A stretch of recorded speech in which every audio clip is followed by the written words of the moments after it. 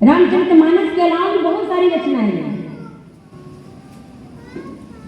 तो गोस्वामी जी ने रचा है ये सब, और वो सब कोई विनय पत्रिका है, कोई गीतावली है, कोई कवितावली है, ऐसे ही है। कोई बरहरी रामायण है, कोई हनुमान बाहुक है। ये सारे इन्हीं की तो रचनाएं हैं। और सब किस पर है? केवल राम जी और हनुमान जी, राम जी और हनुमान जी। और वो सब हमको पढ़ाया जाता है, पढ़ते हैं बचपन से ही कुछ ना कुछ बच्चों में। एक क्लास की बात नहीं करूंगी मैं, लेकिन 4, 5 से मान लीजिए कि कहीं मीराबाई के दो दोहे, कहीं गोस्वामी जी के, कहीं सूरदास जी के पद डाला जाता है। क्यों? बच्चों को उनके सनातनी धर्म से उनको परिचित कराया जाता है। वो केवल हमें याद करके लिखने के लिए नहीं कि परीक्षा में बल नंबर आ जाए, वो उसको अपने जीवन में लाने के लिए किया जाता है। अब बच्चा, पता है बच्चे जब बचपन से जो चीज सीखते हैं ना, कभी बोलते नहीं। बड़े होने पर आप जो सीखोगे शायद भूल जाओगे। जैसे छोटे जब बच्चे रहते तो सबसे पहले क्या पढ़ाया जाता है? ABCD, अ से कबूतर, अ से अनार। आप कक्षा 1 की बात है, इसमें पढ़ाया जाता है। और अब तो नर्सरी में भी नहीं हुआ, अब नर्सरी में। हम लोग के समय में 1 में पढ़ते थे और आप लोग नर्सरी में पढ़ते हो, तब LKG, तब UKG, ऐसे कई बार तो इधर ही रह जाते हैं, 1 के नीचे। तो आप बताओ, जो नर्सरी में पढ़े हैं वो अभी भी याद होगा, लेकिन 1 के बाद जो आप पढ़े हैं याद है? याद है? किसी को नहीं याद। इसीलिए बच्चों को बचपन में ही सिखाया जाता है कि वो चीज कभी भूलते नहीं, और संस्कार बचपन से ही डाला जाता है। जिसका संस्कार बचपन से नहीं, वो कभी संस्कारित नहीं हो सकता है। तो आप पढ़ो। शिक्षा ज्ञान किस लिए होता है? ज्ञान मंदिर है।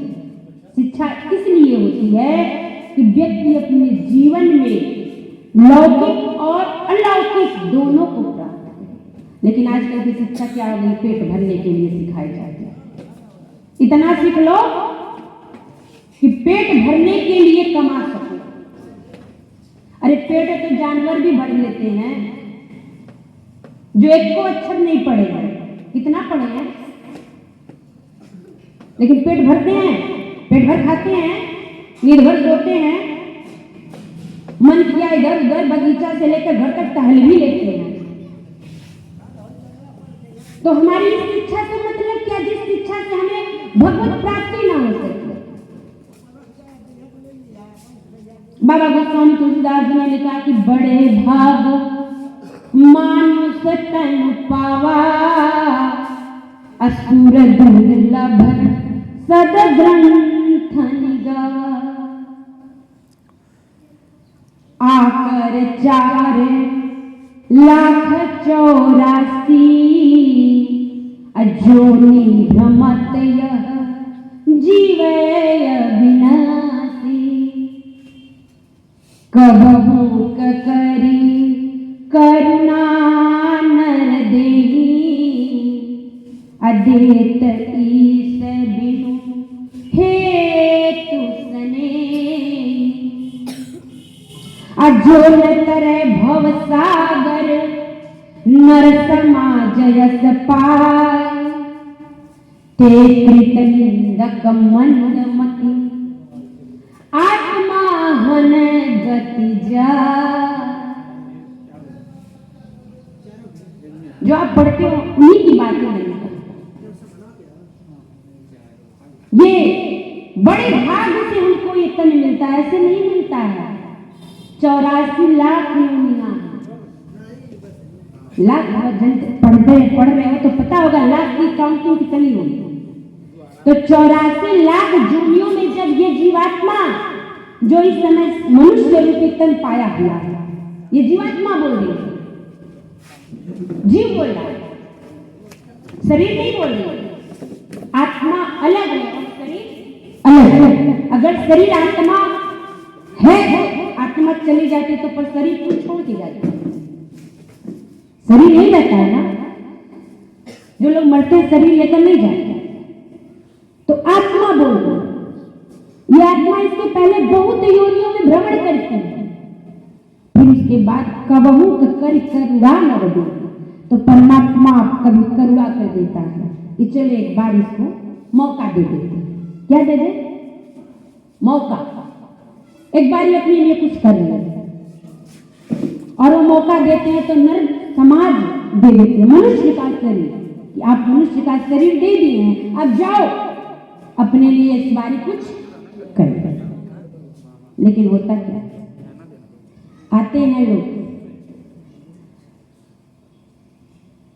जैसा समाज पाते हैं वैसा ही बन जाते हैं, कोई जन्म से खराब नहीं होता।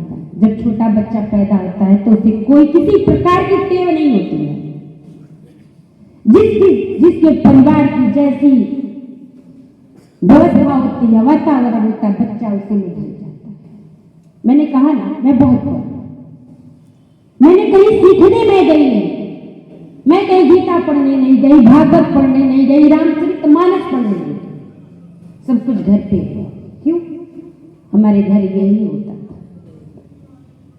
हमारे पिताजी, बाबा जी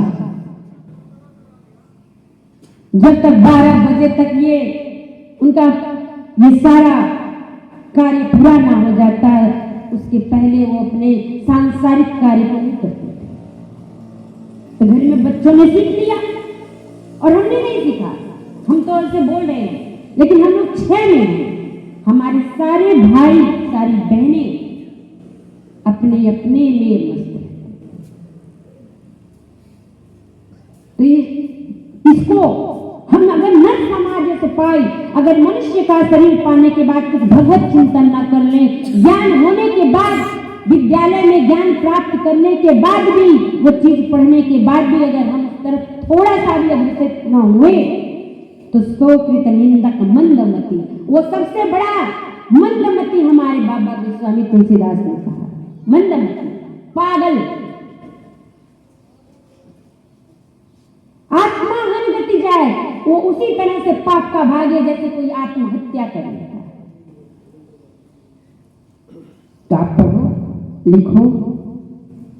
बहुत बच्चे हैं आजकल क्या है कि पढ़ रहे हैं तो इसे अंधविश्वास कर रहे हैं, दूर भाग रहे हैं। ज्ञान का मतलब है कि उस ज्ञान कहीं ना कहीं केवल पेट भरने का साधन मत बनाओ, उसे अपने जीवन में भगवत प्राप्ति का भी लक्ष्य है। ये नहीं कहने कि आप माला लिख दी बरबर, नहीं, गीत गाते रहो, काम करते रहो। तो आज की कथा जो है, जैसे राम जी की कथा हनुमान जी सुनते हैं, आज वैसे हनुमान जी की कथा राम जी सुनेंगे। हनुमान जी की कथा कौन सुनेगा? राम जी। कितने लोगों को हनुमान चालीसा आता है, आप बताओ, हाथ उठाओ। अरे ठीक है, कुछ आता है। हनुमान चालीसा किसको किसको आता है? जिनको आता है वो हाथ उठाए। आप लोग में भी हमारे बड़े भैया लोग जो लोग बैठे हैं, हनुमान चालीसा बताइए किसको किसको आता है? इतने ही लोग हनुमान चालीसा। चलो आपको बताएं, मेरे साथ गाओगे? आप लोग भी थोड़ा सा साथ निभाइएगा। जानते हैं क्यों? हनुमान चालीसा का भी मैं बहुत ज्यादा अर्थ नहीं बताऊंगी, क्योंकि अगर केवल हनुमान चालीसा बोलने लगूं तो पूरा समय चला जाएगा। और मुझे कुछ राम जी की कथा करनी, हनुमान जी की। आज मंगलवार है, मेरा व्रत का दिन, सौभाग्य मिला, कुछ हनुमान जी का चर्चा करें। तो राम जी को राम राम, ताली से जरूर दीजिएगा, और ऐसे मेरे साथ गाइएगा सब लोग, क्योंकि हनुमान जी बैठकर देख रहे हैं। हमारा डर मत करिएगा, हनुमान जी खबर लेते हैं सबकी, हम किसी का नहीं, हम तो बस बता रहे आप हनुमान जी का नाम लो, नाम लो। तो राम जी को राम राम कहियो कहियो जी, हनुमान जी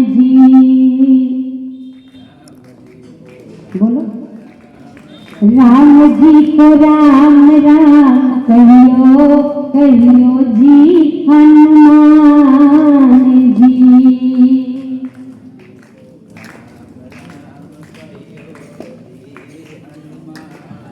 जय श्री गुरु चरण सरोज रज निज मन मुकुर सुधार। बरनउँ रघुबर बिमल जसु जो दायक फल चार। बुद्धिहीन तनु जानिके सुमिरो पवन कुमार।